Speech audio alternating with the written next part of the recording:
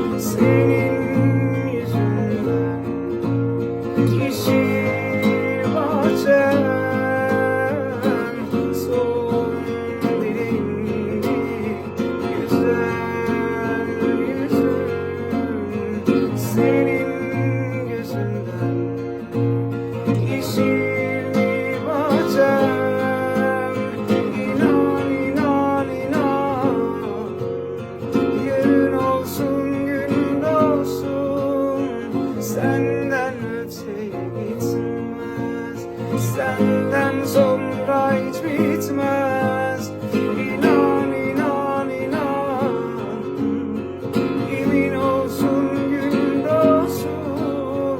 Senden öteye gitmez, senden sonra hiç bitmez. Derdim, derdim. Derdim,